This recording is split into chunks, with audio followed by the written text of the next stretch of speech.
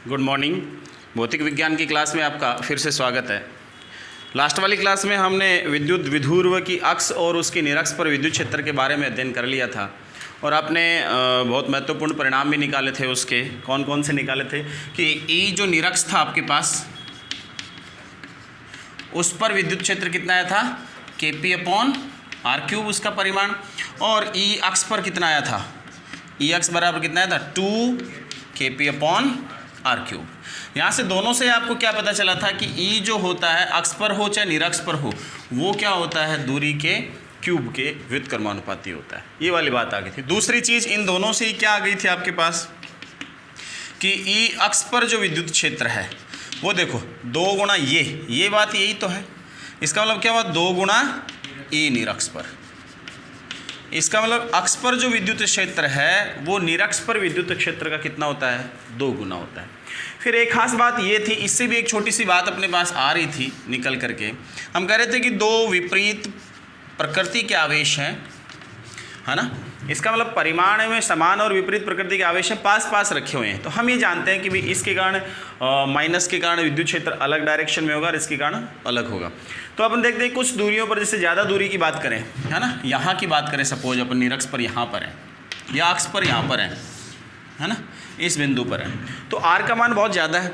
इस कंडीशन में r बहुत ज़्यादा है तो r³ की क्या होगा, और ज़्यादा होगा। इसका मतलब e क्या होगा, बहुत कम होगा। तो जैसे जैसे दूरी बढ़ाते जाते हैं, चाहे अक्ष पर बढ़ाओ चाहे निरक्ष पर बढ़ाओ, आप ये देख रहे हैं कि माइनस और प्लस q दोनों आवेशों के कारण जो विद्युत क्षेत्र है वो बहुत तेज़ी से कम होता है। इसका मतलब काफ़ी सफिशिएंट दूरियों पर जाते जाते ई का मान क्या होता है, 0 की ओर अग्रसर होता है। और वो होना भी चाहिए क्योंकि विपरीत प्रकृति के आवेश हैं, इसलिए विद्युत क्षेत्र दोनों के कारण क्या होता है, विपरीत होगा डायरेक्शन में, इसलिए एक दूसरे को कैंसिल करने की प्रवृत्ति रहेगी। इसीलिए अपन ये कहते हैं कि इनके कारण जो विद्युत क्षेत्र है वो दूरी की क्यूब के समानुपाती है। तो उस बात को भी सपोर्ट करता है कि विपरीत प्रकृति के आवेशों के कारण विद्युत क्षेत्र है, अक्ष पर देखोगे या निरक्ष पर देखोगे तो एक दूसरे को लगभग क्या करना चाहिए, कैंसिल सा करना चाहिए, ठीक है, उसको भी सेटिस्फाई करता है। ये अपने पास विद्युत द्विध्रुव के कारण था विद्युत क्षेत्र। अब विद्युत द्विध्रुव अगर आपके पास है ना, और अगर आप एक काम करो कि उस विद्युत द्विध्रुव को किसी विद्युत क्षेत्र में रखो तो क्या स्थिति होती है वो अपन देखते हैं अभी, है ना। और विद्युत क्षेत्र भी कैसा, एक सिंपल अपन एग्जांपल लेते हैं। तो विद्युत क्षेत्र भी कैसा, एक समान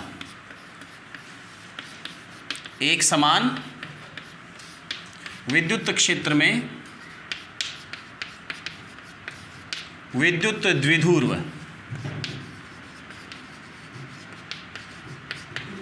ये करेंगे अपन। क्या होगा ऐसा रखने पर, उस पर या तो बल लगेगा या बल आघूर्ण।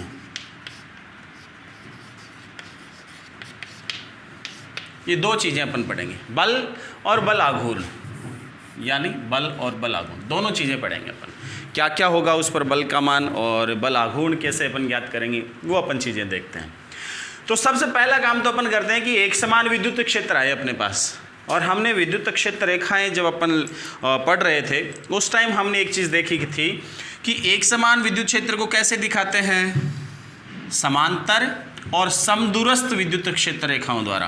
किससे, समांतर और समदूरस्थ, समांतर भी हो समान दूरी पर भी हो। ये देखो समान दूरी पर हैं एक दूसरे से और एक दूसरे के समांतर भी हैं।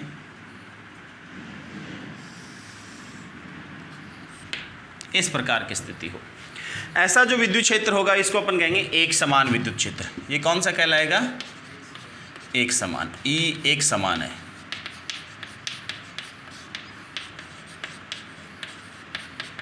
सपोज उसकी दिशा इस साइड अपन ने तीर से दिखा रखी है, ठीक है। अब अपन कह रहे हैं कि इसमें विद्युत द्विध्रुव को रखें, तो देखो रखने के कई तरीके हो सकते हैं। ऐसे रख सकते हैं, ऐसे रख सकते हैं, ऐसे रख सकते हैं, ऐसे, ठीक है। तो क्या होगा, ऐसे रख दें तो एक स्पेसिफिक डायरेक्शन आ जाएगी, यानी विद्युत द्विध्रुव ई के समांतर हो गया। अगर ऐसे रख दें तो लंबवत हो गया, है ना। अपन क्या करें, किसी और ही कोण पर रख दें, है ना। जैसे सपोज किसी कोण पर ही रख दिया, अगर वो कोण 0 हो जाए तो ऐसे हो जाएगा द्विध्रुव, और अगर वो कोण 90 हो गया तो ऐसे हो जाएगा, 180 हो गया तो ऐसे हो जाएगा, है ना। तो कोई भी आर्बिट्रेरी ले लें अपन, अपनी मर्जी से ले लें। तो सपोज विद्युत द्विध्रुव है, इसमें थीटा कोण पर रखा हुआ है, ये स्थिति है, ठीक है। यहाँ माइनस क्यू आवेश है और यहाँ क्या रखा हुआ है, प्लस क्यू आवेश। ये स्थिति अपने पास है। ये विद्युत द्विध्रुव अपने पास रखा है किस कोण पर, विद्युत क्षेत्र से थीटा कोण पर। ये लो जनाब, विद्युत क्षेत्र से थीटा कोण पर। थीटा कोण बना कौन रहा है, देखो जरा, इधर कौन है, सदिश P। माइनस क्यू से प्लस क्यू की तरफ कौन रहता है, माइनस क्यू से प्लस क्यू की ओर। P विद्युत द्विध्रुव आघूर्ण की दिशा होती है। ये बिंदु मैं A कह दूं और ये पॉइंट मैं क्या कह दूं, B। इस पॉइंट का नाम क्या है, A, इसका नाम A, और इस बिंदु का नाम यहाँ पर क्या है, B। ये स्थिति है। A और B दो बिंदु हैं, दो सिरे हैं इसके। हाँ, अब इसकी लंबाई यहाँ से यहाँ तक कितनी है, AB के लिए मैं कह दूँ, AB मेरे पास कितना है, 2A, द्विध्रुव की लंबाई, द्विध्रुव की लंबाई है, ठीक है। ये हो गया। अब देखो क्या होता है, किसी कोण थीटा पर रख दिया, तो ये थीटा किस किस के बीच कोण है, थीटा सदिश P तथा सदिश E के मध्य कोण हो गया। बस इस P और E के बीच का कोण है थीटा, ठीक है। अब देखो क्या होता है, अब सिंपल सा तरीका अपन देखते हैं। देखो प्लस क्यू आवेश है, इस विद्युत क्षेत्र में रखा हुआ है, इसलिए प्लस क्यू आवेश पर विद्युत क्षेत्र में बल किधर लगेगा, क्षेत्र की दिशा में। F बराबर क्यू ई, इधर लगेगा, इधर कितना, F किस पर, प्लस पर, कितना, Q इंटू ई, ये लगेगा, विद्युत क्षेत्र की दिशा में बल लगेगा। ये जो माइनस आवेश है इस पर किधर लगेगा, इस दिशा में, क्षेत्र के विपरीत। माइनस आवेश पर विद्युत क्षेत्र के किधर लगता है बल, विपरीत दिशा में, कितना, F सदिश माइनस आवेश पर कितना, माइनस Q इंटू ई, ये बल लगेगा, ठीक है। ये स्थितियां अपने पास हो गई। अब देखो और किसी बिंदु पर बल लगेगा नहीं, क्यों, क्योंकि यही दो आवेश रखे हुए हैं, दोनों आवेश पर सामान्य अपन बल का अपने फॉर्मूला लिखा, निकाल लिया कि भाई इस पर इतना बल लगेगा, उस पर इतना बल लगेगा। तो अब एक चीज बताओ, विद्युत द्विध्रुव पर बल, पहला पॉइंट,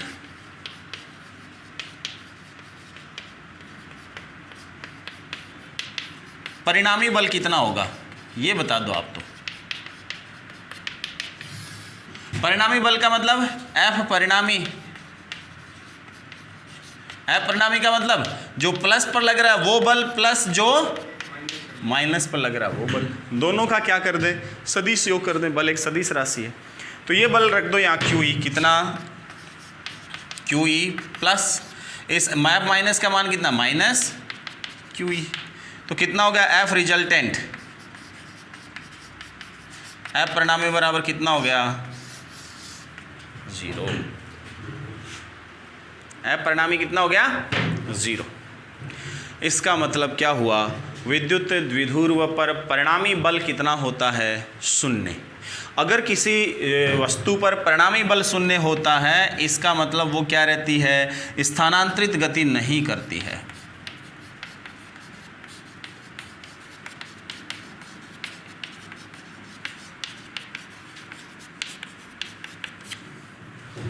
इसका मतलब वो वस्तु क्या नहीं करती, स्थानांतरित गति, यानी एक जगह से दूसरी जगह पर नहीं जाती। क्यों नहीं जाती, क्योंकि बल ही नहीं लग रहा, जितना इधर लग रहा है उतना उधर लग रहा है, इसलिए खींच खींचा के वहीं रह जाती है बस। परिणामी बल 0। अगर इधर ज़्यादा होता तो इधर चली जाती, अगर इधर ज़्यादा होता तो चल के इधर आती, है ना। अब अपन कह रहे हैं कि द्विध्रुव, इसका मतलब यहाँ द्विध्रुव है वो न तो उधर जाएगा न द्विध्रुव है इधर जाएगा। इसलिए एक समान विद्युत क्षेत्र में अगर विद्युत द्विध्रुव का आप रख देते हो, किसी भी कोण से रखो, किसी भी कोण से, है ना, परिणामी बल क्या होगा उस पर, 0 होगा। इसलिए द्विध्रुव स्थानांतरित गति मतलब इधर उधर नहीं जाएगा, पहला काम। अब बल नहीं लगा, परिणामी बल 0 हो गया, विद्युत द्विध्रुव गति कर नहीं रहा स्थानांतरित, तो अब क्या होगा। अब दूसरी चीज एक और देखें, दूसरी चीज क्या देखने को मिल रही है, देखो बल जो है F प्लस जो बल है वो F प्लस बल यहाँ लग रहा है, उसकी क्रिया रेखा ये है, यानी उसको आगे पीछे बढ़ाओ, आगे तो उधर बढ़ ही रहा, पीछे की ओर ले जाओ, ये ले आए, ठीक है। ऐसे ही इस बल को भी क्या करो, इसकी क्रिया रेखा को भी आगे पीछे बढ़ाओ, इसको उधर ले गए, ये ले गए, देखो समझ गए। अब जब इन बलों की क्रिया रेखाओं के यानी बल जिस रेखा के अनुदिश लग रहे हैं उसको आगे पीछे बढ़ाएं तो हमें पता चलता है कि दोनों की तो अलग अलग है क्रिया रेखा। यानी इसको इधर बढ़ाते हैं तो ये इधर ही है और ऊपर वाले की उधर है, दोनों एक ही जगह थोड़ी है, नहीं। इसका मतलब इस बल, ये बल यहाँ लग रहा है और ये बल यहाँ लग रहा है, दोनों के बीच बहुत दूरी है। अब क्या हुआ, अगर ऐसी स्थिति हो, दो बल हों, विपरीत दिशा में लग रहे हों और दोनों अलग अलग स्थानों पर लग रहे हो किसी वस्तु पर, तो क्या करते हैं वो बल मिलकर के एक युग्म का निर्माण करते हैं। बल युग्म, युग्म का मतलब दो बलों का जोड़ा। तो अपन करेंगे दो बल मिलकर एक युग्म का निर्माण करते हैं और जब विपरीत दिशाओं में लगते हैं तो वस्तु को घुमाते हैं। वो क्या करते हैं, घुमाते हैं। ये जो घुमाने का काम करता है, बल का जो काम होता है, ये बल युग्म आघूर्ण कहलाता है। भौतिक विज्ञान में इसको अपन नया नाम देते हैं, क्या देते हैं, बल युग्म आघूर्ण नाम देते हैं। तो हम कह रहे हैं कि इन बलों की क्रिया रेखाएं अलग अलग हैं, इसलिए अब देखो क्रिया रेखा अलग होने का मतलब क्या हो, यहाँ से लंब डालो आप, ये लंब डाला, इतनी दूरी है, ये लंब डाल दिया, ये सपोज डी बिंदु है ना। तो हम कह रहे हैं कि इतनी दूरी है दोनों बलों की क्रिया रेखाओं के बीच, लंबवत दूरी, वो देखने हमेशा लंबवत दूरी। तो बी डी कितना हो गया, त्रिभुज ए डी बी में बी डी देखो कितना हुआ, ये बी डी, ये देखो 2a है लंबाई, 2a cos थीटा तो इधर होगी, 2a sin थीटा ये होगी। तो अपने पास 2a sin थीटा आ गया, ये B D 2a sin theta है। अब क्या होता है, जब दो बल अपने पास अलग अलग लगते हैं, यानी उनकी क्रिया रेखाएं अलग अलग होती हैं, अलग अलग बिंदुओं पर वो लगते हैं, तो दोनों मिलकर क्या करते हैं, बलयुग्म का निर्माण करते हैं। और वो जो बलयुग्म है वो क्या करता है, इस द्विध्रुव को घुमाने का काम करता है, इसलिए उसे क्या कहते हैं, बलयुग्म आघूर्ण कहते हैं। समझ गए, जो घूर्णन गति उत्पन्न कर देता है। अब देखो क्या करते हैं, अब अपन कह रहे हैं कि बलयुग्म आघूर्ण लगेगा। होता क्या बलयुग्म आघूर्ण,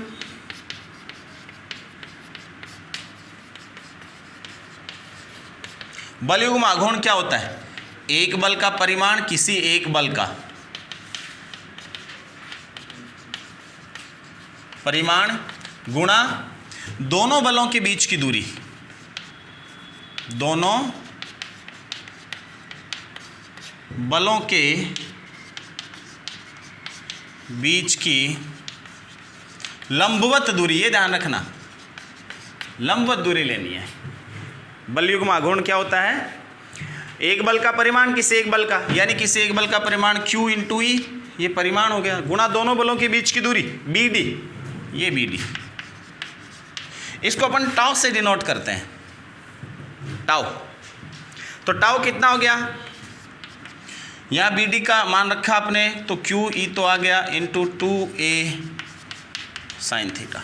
देखो ये 2a और ये Q क्या हो जाता, P 2a इंटू Q, तो कितना हो गया, PE sin थीटा। इसकी जो दिशा होती है टाउ की, वो इन दोनों के तल के लंबवत होती है। इसलिए सदिश रूप में मैं इसको लिखना चाहूं, किस रूप में, सदिश रूप में, तो टाउ कितना होगा, P क्रॉस E, ये ध्यान रखना, PE sin थीटा n के, P और E के तल के लंबवत। दाहिने हाथ के नियम से आप दे सकते हो, या दक्षिणावर्ती पेच नियम जो होता है उससे दे सकते हो। पेज का मतलब क्या होता है, दक्षिणावर्ती पेज का मतलब आप उस पेज को यहाँ रखो और P से E की ओर घुमाओ, P से E की ओर, P इधर है E इधर है, तो उसको यूं घुमाओ, समझ गए, पेज को यूं कसते हैं ना, तो पेज को यूं कसोगे तो किधर जाएगा, बाहर आएगा या अंदर जाएगा, अंदर जाएगा। इसका मतलब जिधर वो अंदर गति करता वो दिशा किसकी होगी, टाउ की होगी। यह सबसे सिंपल बात होती है। क्रॉस गुणा जो होता है ना, उसकी जो दिशा होती है वो दाहिने हाथ के नियम से देते हैं। दाहिने हाथ को यूं कर लो, समझ गए, और पहले सदिश की तरफ, जैसे P पहला है तो पहले सदिश की तरफ अंगुलियां फैला लो और उनको मोड़ना है दूसरे की तरफ, समझ गए। तो P इधर है, अब मुड़ने वाली दिशा में ही करना है, ध्यान रखना।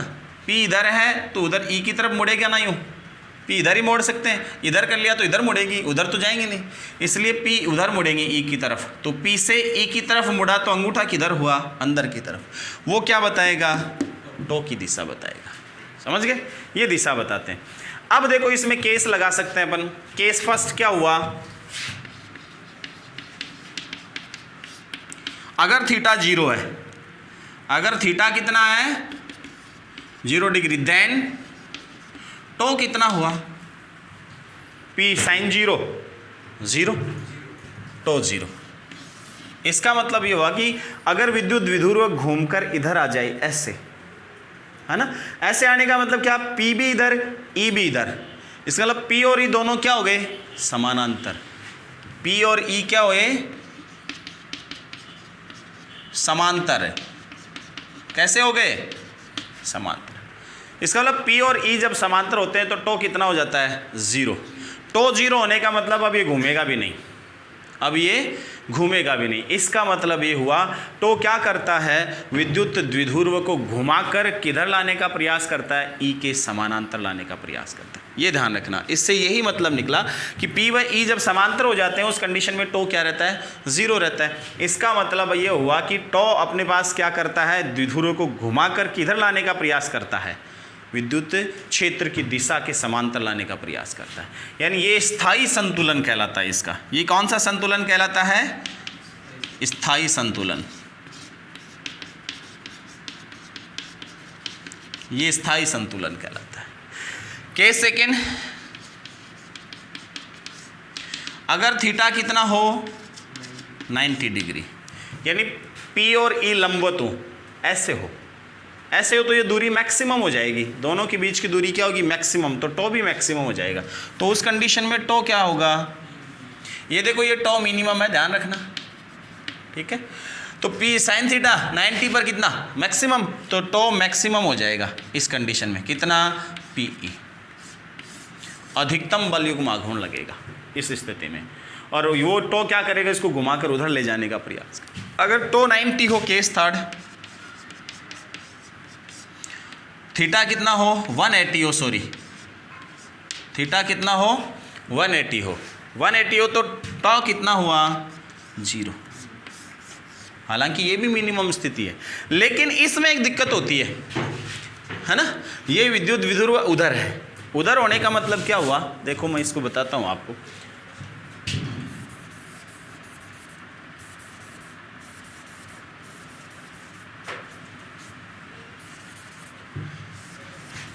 इसमें देखो क्या होता है, स्थितियां क्या रहती हैं,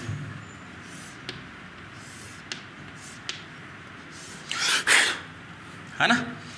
इसमें देखो ये स्थिति रहती है, अगर आपके पास विद्युत द्विध्रुव आघूर्ण यूं हो, ऐसे विद्युत द्विध्रुव ऐसे पड़ा हो, ऐसे, ये प्लस Q है और ये क्या है माइनस Q, तो P इधर है ना और E उधर है। अब देखो मैं इसको सपोज खुदा न खास्ता ऐसे कर दूं, थोड़ा सा हिला दो इस स्थिति से, तो माइनस Q यहाँ आएगा और प्लस Q यहाँ आएगा।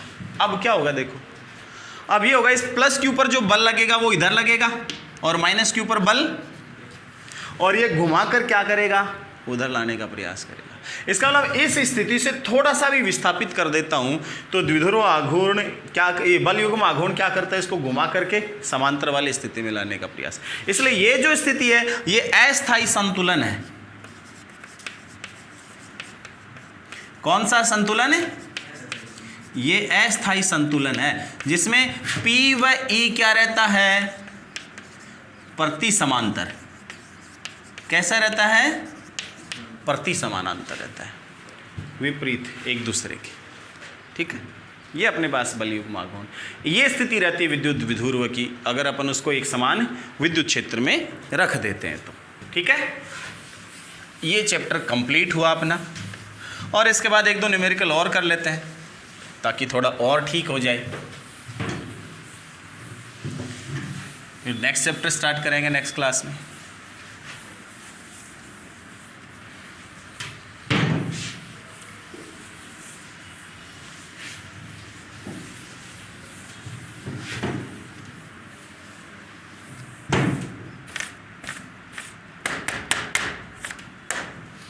देखो एग्जाम्पल के तौर पे आपको एक सिंपल सी बात बताएं। एग्जाम्पल देखो, आपके पास एक सपोज एक समबाहु त्रिभुज दिया गया है। क्या दिया गया है, समबाहु त्रिभुज ए बी और सी, तीन बिंदु हैं उसके, तीन शीर्ष हैं। सपोज इस पर भी प्लस Q आवेश रखा गया है, इस पर भी प्लस क्यू आवेश रखा गया और इस पर भी क्या रखा गया है, प्लस क्यू आवेश रखा गया है। भुजा की लंबाई इसकी भी ए है, इसकी भी ए है और इसकी भी समबाहु है, इसलिए यही है। ये कोण कितना होता है समबाहु में, 60 डिग्री का, तीनों ही कोण 60 डिग्री के, ठीक है। अब आपसे कहा जा रहा है किसी भी एक आवेश पर बल का मान ज्ञात करो। सपोज सी आवेश है, सी पर परिणामी बल ज्ञात करो, समझ गए, क्योंकि यहाँ क्यू आवेश रखा प्लस, यहाँ भी प्लस क्यू, यहाँ प्लस क्यू, तो ये प्लस क्यू भी इस पर बल लगाएगा और ये प्लस क्यू भी इस पर बल लगाएगा। चलो इस पर बल का मान ज्ञात करना, ये सी बिंदु मैंने यहाँ लिख दिया।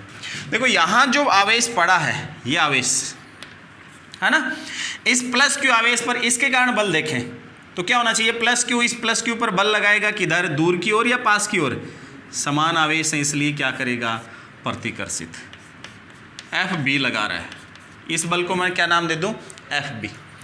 ऐसे ही ए पर स्थित जो आवेश है वो भी इस पर बल लगाएगा और दूर की ओर लगाएगा, इसको भी मैं क्या कह दूं, एफ ए कह दिया। दोनों के बीच कोण कितना है, थीटा 60 डिग्री, शीर्षाभिमुख कोण हो गया ना, तो 60 डिग्री। अब एक चीज़ और देख लो, एफ बी का मान कितना है, एफ बी का परिमाण देखें तो एफ बी का परिमाण क्या होता है, के Q1 इंटू Q2, तो Q स्क्वायर अपॉन दूरी A स्क्वायर, और यहाँ से एफ ए कितना होगा, यानी ये आवेश उस पर कितना बल लगाएगा, के यह आवेश इंटू ये आवेश, Q स्क्वायर अपॉन दूरी का स्क्वायर। देखो आपको क्या पता चला, एफ ए बराबर क्या आ गया, एफ बी, किस में, परिमाण में। परिमाण में दोनों बल क्या है, बराबर, कितना मान है, के क्यू स्क्वायर अपॉन ए स्क्वायर। दोनों के बीच कोण कितना है, थीटा 60 डिग्री। तो परिणामी वाला फॉर्मूला लगाओ, एफ परिणामी कितना, रूट कितना, आर स्क्वायर, आर बराबर इसका परिमाण, सॉरी परिमाण, आर स्क्वायर बराबर P square plus Q square plus 2 PQ cos theta, तो अंडर रूट आ जाएगा, इधर स्क्वायर हटाओगे तो F A square plus F B square plus 2FA cos 60 degree. Cos 60 degree कितना होता है, 1/2।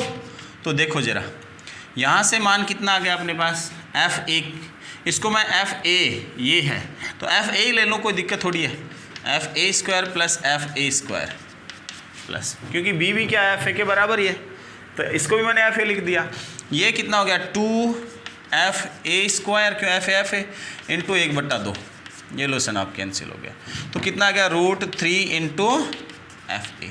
तो परिणामी कितना आ गया, F बराबर √3 KQ अपॉन A स्क्वायर। ये लो जनाब, ये लो, समझ गए, ये परिणामी आ गया। थीटा और चाहिए, क्या चाहिए, थीटा। सपोज परिणामी ये है F, इस साइड है, ये इससे अल्फा कोण बनाता है, इससे क्या बनाता है, अल्फा कोण बनाता है। तो tan अल्फा कितना होगा, tan इनवर्स ये F है साइन थीटा, तो sine 60 upon FB plus FA cos theta. जिसके साथ कोण बना रहा है वो यहाँ आएगा, बाकी साइन थीटा दूसरे वाला है, वो साइन थीटा यहाँ, कॉस थीटा यहाँ। तो कितना आया, देखो FA FB ये तो कॉमन होके कैंसिल हो जाएगा, बचेगा क्या, साइन 60 का मान कितना है, tan इनवर्स √3/2 बटा ये 1 प्लस कॉस 60 कितना 1/2, कितना हुआ, tan इनवर्स √3/2 अपॉन 3/2, 2 से 2, √3 से ये √3 बच गया, तो कितना आया, अल्फा बराबर tan इनवर्स 1 अपॉन √3, यानी अल्फा बराबर 30 डिग्री, तो ये 30 डिग्री आएगा, अल्फा बराबर इन दोनों के मिड में लगेगा। समझ गए, ये परिणामी हो गया। कोई दिक्कत इसमें नहीं होनी चाहिए, कोई दिक्कत।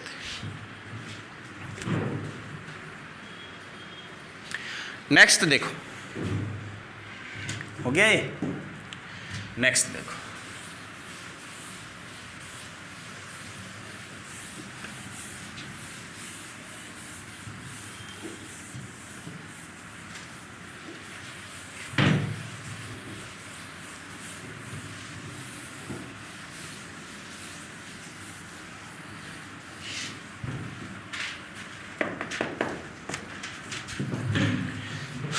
नेक्स्ट देखो क्या होगा। आपसे कहा जा रहा है एग्जाम्पल कि एक त्रिभुज है, सपोज समबाहु त्रिभुज, ये समबाहु त्रिभुज है, ठीक है। यहाँ माइनस क्यू आवेश रखा है, माइनस क्यू,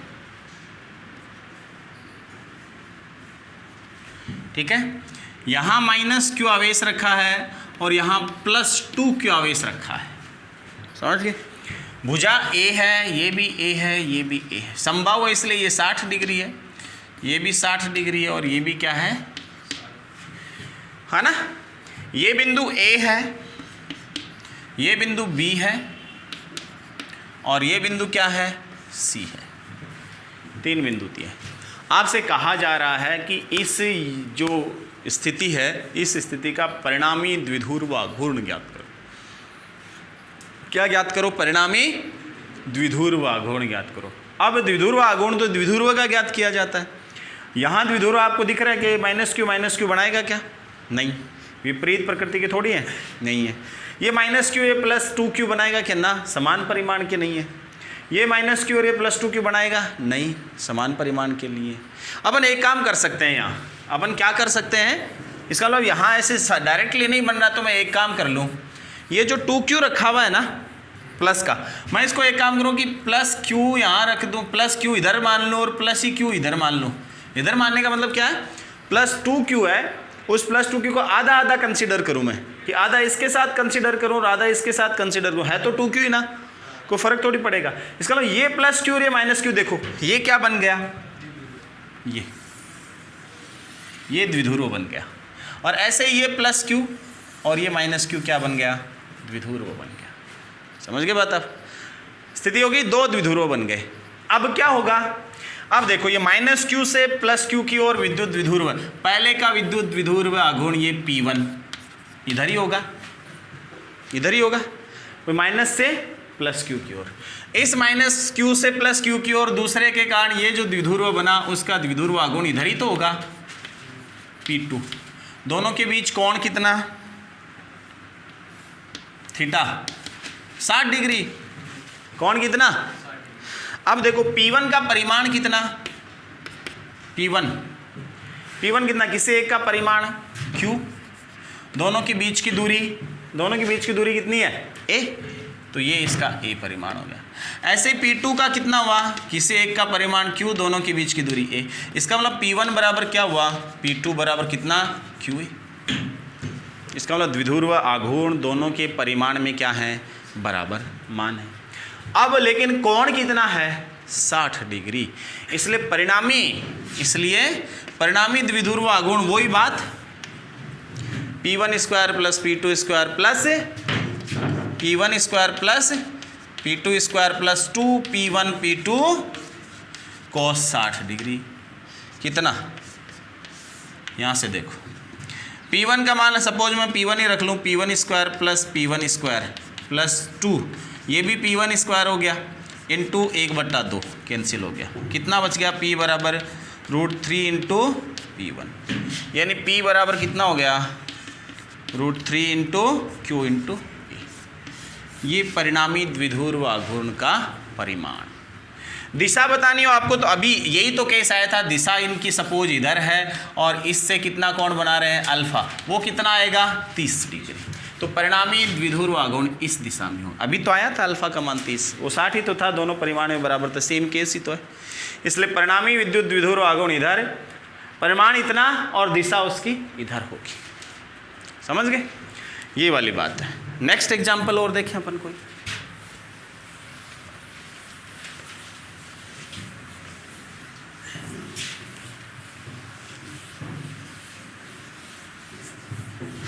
नेक्स्ट एग्जाम्पल देखो,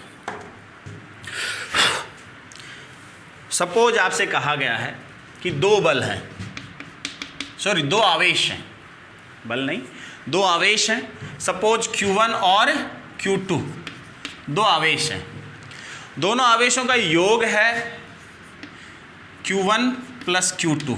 ये आपको दिया गया 20 माइक्रोकूलाम। क्या दिया गया है, Q1 और Q2 20 माइक्रोकूलाम।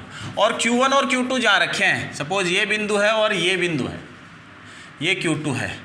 दोनों R बराबर 3 मीटर दूरी पर रखे हुए हैं। कितनी दूरी पर रखे हुए हैं? 3 मीटर। और दोनों के बीच जो बल लग रहा है, सपोज ये इस पर बल लगा रहा है, वो कितना लग रहा है? 0.075 न्यूटन।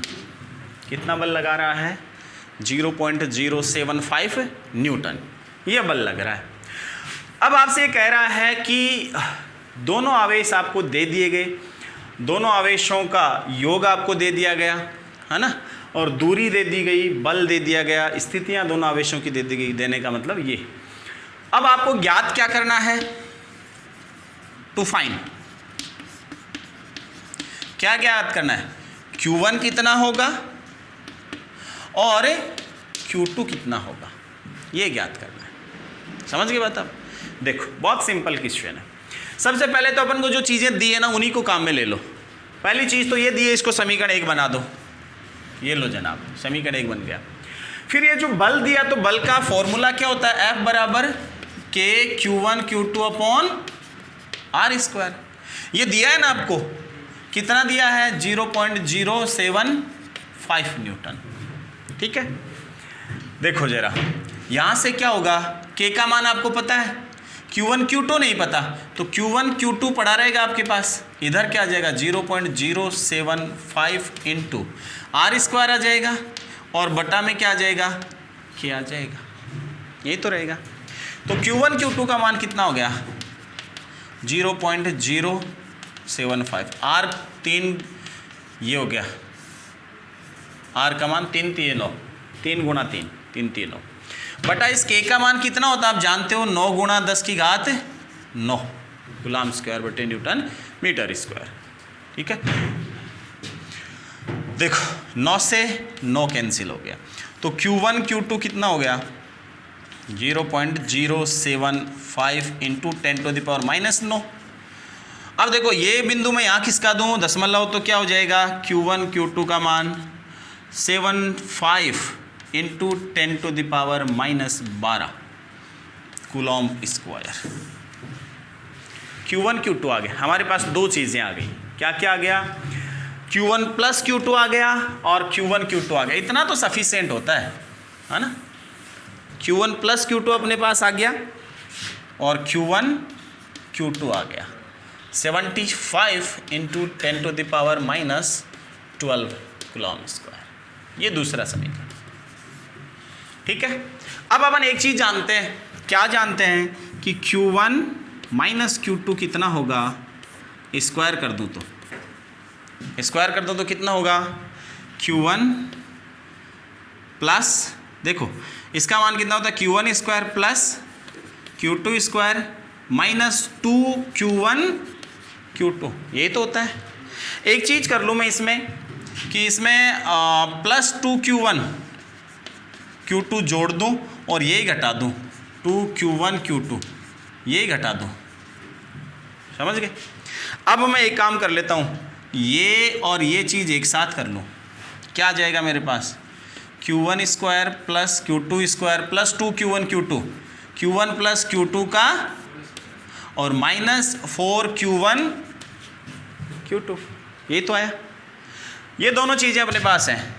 इसका मान रखूँगा Q1 प्लस Q2, 20 20 कितना हो जाएगा? 400, है ना।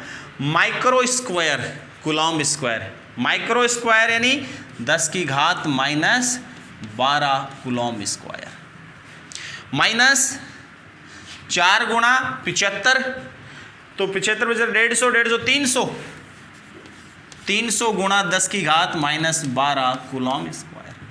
कितना बच गया? 100 गुणा 10 की घात माइनस 12 कूलम स्क्वायर। कितना? कौन? Q1 माइनस Q2 का होल स्क्वायर। तो अब एक चीज़ बताओ, क्या?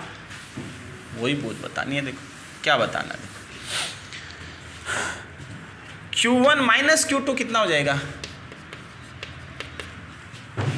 ये स्क्वायर है, इधर लघुत्तम लोगे, सॉरी इसका वर्गमूल लोगे तो कितना? 10, और इधर माइनस 6 हो जाएगा, और उधर कूलम बचेगा, तो 10 माइक्रो कूलम। कितना आ गया? 10 माइक्रो कूलम। 3 समीकरण नंबर 3 ये आप जानते हो। Q1 प्लस Q2 तो आप जानते ही हो 20 माइक्रो कूलाम होता है, दिया गया है। दोनों को क्या कर दो, जोड़ दो, तो ये कैंसिल। 2Q1 30 माइक्रो कूलाम, तो Q1 कितना हो गया 15 माइक्रो कूलाम।